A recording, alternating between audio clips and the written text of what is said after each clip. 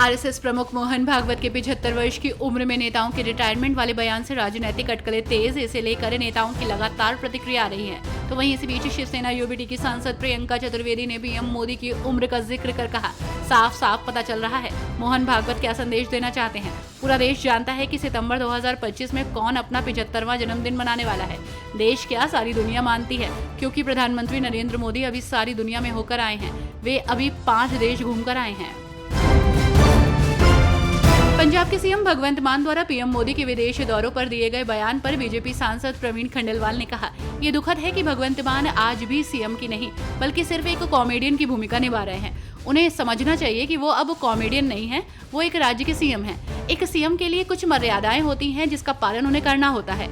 हर CM के लिए मर्यादा होती है कि वो देश के पीएम के बारे में कुछ मर्यादा बनाए रखने पर चर्चा करें।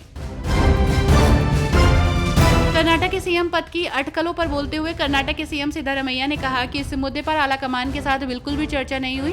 उन्होंने कहा कि मैं आपको कितनी बार बताऊं कि इस पर बिल्कुल भी चर्चा नहीं हुई। इस मुद्दे पर आलाकमान के साथ बिल्कुल भी चर्चा नहीं हुई है। एक राष्ट्र एक चुनाव जेपीसी के अध्यक्ष पीपी चौधरी ने कहा कि उनका मानना है कि उनकी रिपोर्ट राष्ट्र हित में तैयार की जानी चाहिए। हम एक राष्ट्र एक चुनाव के लिए विभिन्न राज्यों के अध्ययन दौरे पर गए थे। महाराष्ट्र में हमने मुख्यमंत्री, उप मुख्यमंत्री, विधानसभा अध्यक्ष, उपाध्यक्ष, राजनीतिक दल, सरकार, सार्वजनिक क्षेत्र के उपक्रमों और नागरिक समाज के सदस्यों से मुलाकात की। उन सभी का मानना था कि एक राष्ट्र एक चुनाव लागू किया जाना चाहिए। उत्तराखंड पुलिस ने मुख्यमंत्री के ऑपरेशन काले नेमी के तहत देहरादून में ढोंगी बाबाओं के खिलाफ बड़ी कार्रवाई की। पुलिस ने साधु संतों के वेश में घूम रहे 25 ढोंगियों को गिरफ्तार किया, जिनमें एक बांग्लादेशी नागरिक भी शामिल है।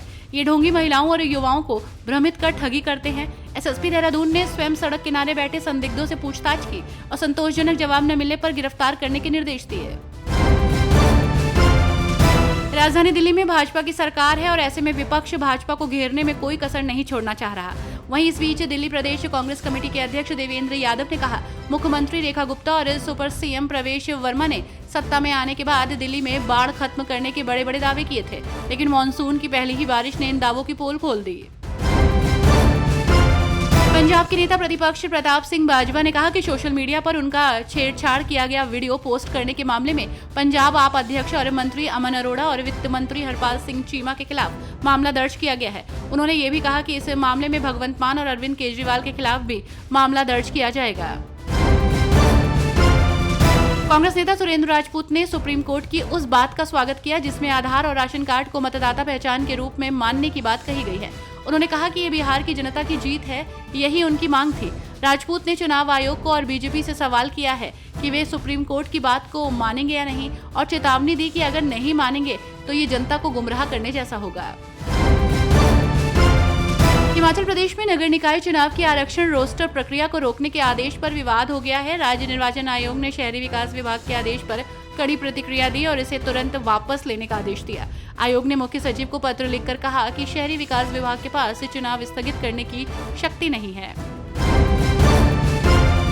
महाराष्ट्र में भाषा विवाद को लेकर मचे बवाल के बीच नेताओं की लगातार प्रतिक्रिया आ रही है। तो वहीं इस बीच भाजपा नेता ब्रजभूषण शरण सिंह ने भाषा विवाद को लेकर कहा कि भाषा जोड़ने का काम करती है, तोड़ने का नहीं।